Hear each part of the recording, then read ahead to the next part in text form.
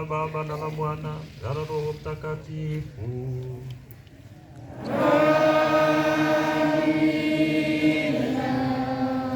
Bwana awe nanyi.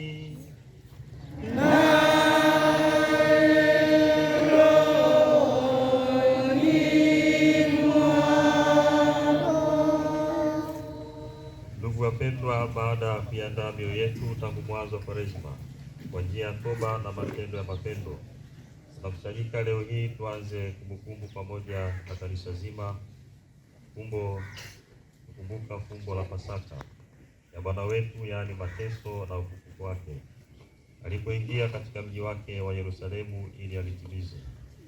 Kwa hiyo tumfuate Bwana Yesu tukifanya kwa imani yote na uchaji kumbukumbu ya lile tendo lenye kuleta wokovu la kuingia Yerusalemu, ili baada ya kushiriki msalaba wa neema yake kushiriki pia ufufuko wake na uzima wake. Tuombe.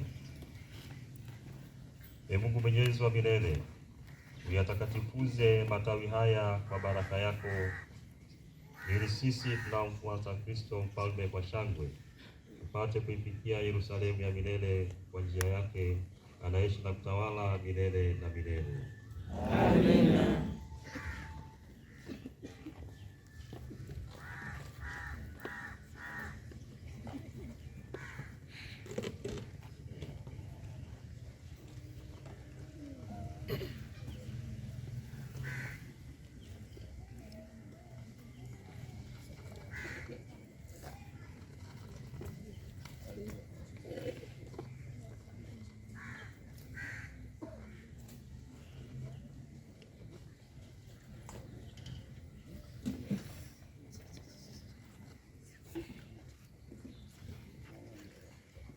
Bwana awe nanyi. Nawe rohoni mwako. Somo la Injili takatifu ilivyoandikwa na Mathayo.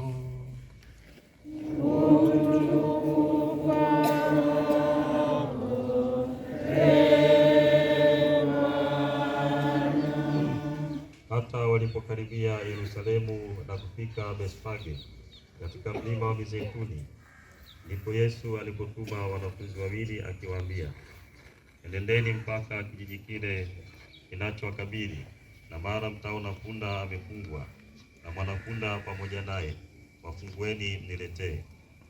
Na kama mtu akiwaambia neno, semeni Bwana ana haja nao, na mara hiyo atawapeleka.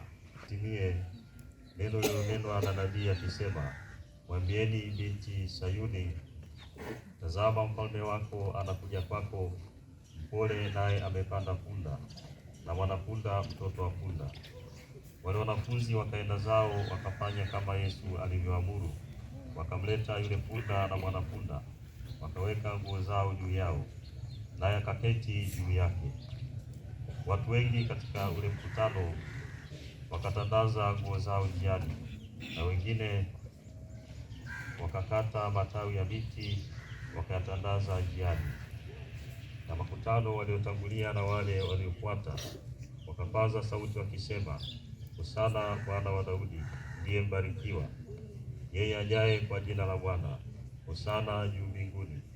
Hata alipoingia Yerusalemu, mji wote ukataharuki, watu wakisema, ni nani huyu? Makutano wakasema, huyu ni yule nabii Yesu wa Nazareti ya Galilaya. Neno la Bwana. Sifa kwako, Ee Kristo.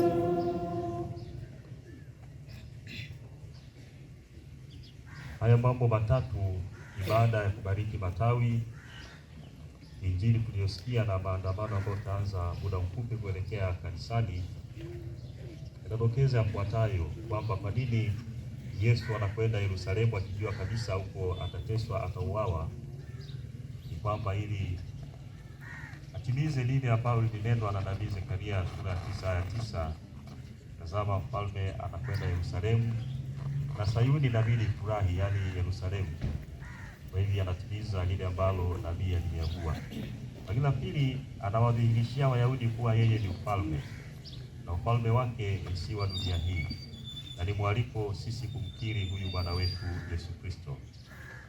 Na haya matawi tutakayochukua mikononi mwetu, Wayahudi walichukua matawi haya wakiingia huko Yerusalemu wakiandamana kwa shangwe, lakini pia tutayaweka katika nyumba zetu, kidokezo kuwa kwamba Yesu ni mfalme wetu, anapaswa kutawala maisha yetu. Ni ishara pia ya ushindi dhidi ya dhambi, dhidi ya mauti. Hawa Wayahudi walitandaza nguo, sisi ni mwaliko kutandaza mioyo yetu, tufe kuhusu dhambi na kufufuke pamoja na Kristo. Nakueleza kwamba tunapokuwa na maadhimisho namna hii, daima tunaamrisha na kujaisha maisha yetu kiroho. Tuelewe kwamba neema zile zinazojaliwa wale walioandamana nasi tunajaliwa neema hizo tunapojipanga vizuri, tukiwa na safari hii kuelekea Yerusalemu mpya, yaani mbinguni. Zangu tunapokuja katika somo la leo, somo la kwanza kitabu cha nabii Isaya. Nabii Isaya anakueleza huyu mtumishi wa Bwana, mtumishi teseka, mtumishi ambaye alifanywa ubaya, pamoja na kutendewa mabaya hayo, kulewa ndevu, yeye alikuwa mtulivu, alimkana yeye hakujibu makutano, isipokuwa kwamba aliyaweka matumaini yake yote kwa Mwenyezi Mungu. Nabii Isaya katika somo la kwanza, utabiri anaotoa kuhusu huyu mtumishi wa Bwana unakamilika katika Injili ambayo tumesikia historia ya mateso ya Bwana wetu Yesu Kristo. Somo la pili, Paulo mtume anapoandika waraka huu kwa Filipi, anaonyesha unyenyekevu wa Bwana wetu Yesu Kristo, huyu ambaye alikuwa mwili, aliishi kama sisi, isipokuwa dhambi kusudi na sisi tuweze kurithi uzima wa milele. Unatokeza mara nyingi hapa ambapo changanya maji na divai katika misa, tamka kwa sauti isiyosikika, kwa fumbo la mahitaji na divai hii yaliyoshirikishwa Mungu wake, yeye aliyeshiriki binadamu wetu, ambaye ni Bwana wetu Yesu Kristo. Tunajifunza hapo unyenyekevu, ili Paulo anaweka somo hilo kielewa kwamba katika jamii ya Wafilipi kulikuwa na ugomvi, kulikuwa na kisasi, kulikuwa na vita. Hivyo anawaalika kwamba wajifunze unyenyekevu wa Bwana wetu Yesu Kristo. Zangu ni mwalimu na kuomba Mungu tujaliwe kuamina hiyo ya unyenyekevu, ndiyo kwa kila baba. Hapa tafakari pia kuhusu ulisho Yesu kwa pili baada ya kuko na wazazi wetu. Somo la Mwanzo sura ya 3, sisi tunastahili kwenda katika familia, lakini Mungu kwa huruma na upendo wake anatetea Bwana wetu Yesu Kristo, yule ambaye anatuokoa. Alizaliwa na Bikira Maria, huyu mama ambaye alikuwa dhambi asili, na Injili ya kwanza inadokezwa hiyo sura ya 3 aya ya 15, kutakuwa na uadui kati ya uzao wa mwanamke na uzao wa nyoka. Na hivi manabii waliendelea kutoa utabiri huo. Nabii Isaya mlango sura ya 7 aya ya 14 sema kwamba tazama, bikira atachukua mimba, atamzaa mwana, naye ataitwa jina lake Imanueli, yaani Mungu pamoja nasi. Kwa hivi somo la pili litafuta tafakari kuhusu unyenyekevu wa Kristo, na amependa sisi jifunze kutoka kwake na kuweze kustahilishwa kurithi huo uzima wa milele. Zangu, katika Injili tumesikia historia ya mateso ya Bwana wetu Yesu Kristo, historia ambayo mwanzoni inaanza na Pasaka ya Wayahudi. Tunapotafakari kuhusu historia ya mateso ya Bwana wetu Yesu Kristo, sisi ni mwalimu kujiweka kwamba tunavaa msika huu. Kila mmoja tuweze kutafakari kusikia historia kwa sabini navaa msika huu, na kwa pengine kuhusika na Yuda Iskarioti, kwamba kila mara tunastahili Bwana wetu Yesu Kristo, ile kwa maisha ambayo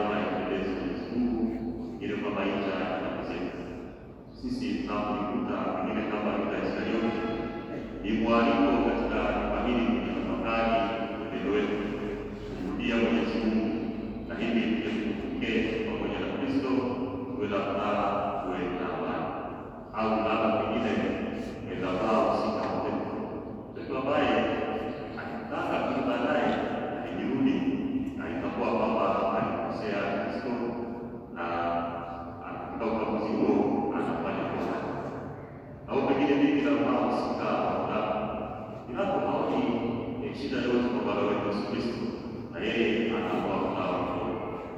Au pengine sisi tunafaa kusika kwa huyu mke wa Pilato. Anamuuliza kwamba mimi nimefadhaika mengi kuhusu mtu huyu, nisioni hatia yoyote, usiwe na neno juu yake. Au je, tunafaa kusika kwa wale wa makuhani wanatafuta labda ya kuangamiza Bwana wetu Yesu Kristo? Au tunafaa kusika kwa Simoni wa Kirene, huyu ambaye anamsaidia Kristo? Au pengine tunafaa kusika kwa Yusufu Arimatea? Au pengine tunafaa kusika kwa hao wanawake ambao walijitoa kumtumikia Bwana wetu Yesu Kristo? Ndugu zangu, tunapoingia katika jukwaa hili kuu, ni mwalimu kutafakari kuhusu mwenendo wa maisha yetu, na pale ambapo tunaona pengine hatufanya vizuri, tumegeuka kumshia Mwenyezi Mungu, kumrudia Mwenyezi Mungu, tunakuwa na furaha moyoni na kujiandaa vizuri ili tuje tupe pamoja na Kristo na pia tuke pamoja naye.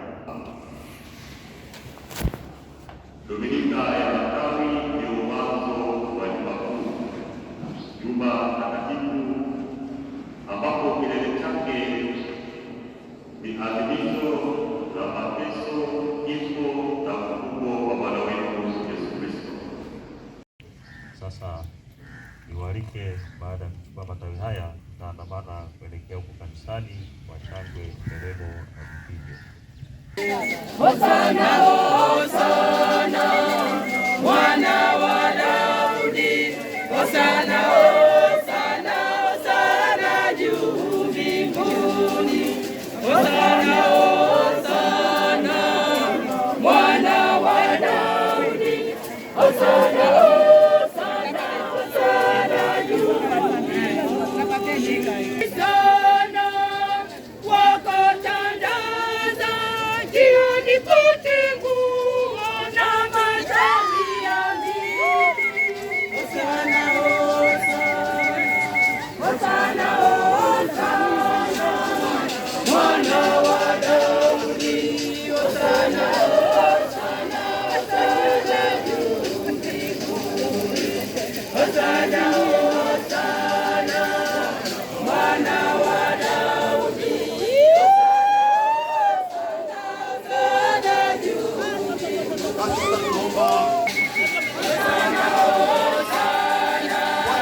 Mwana wa Daudi.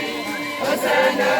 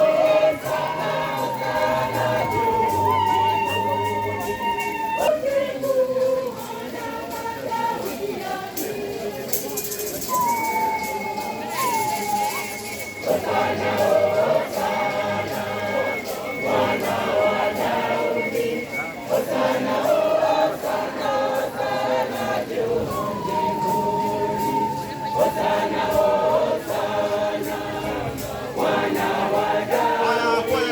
Hosana, Hosana, Hosana juu mbinguni.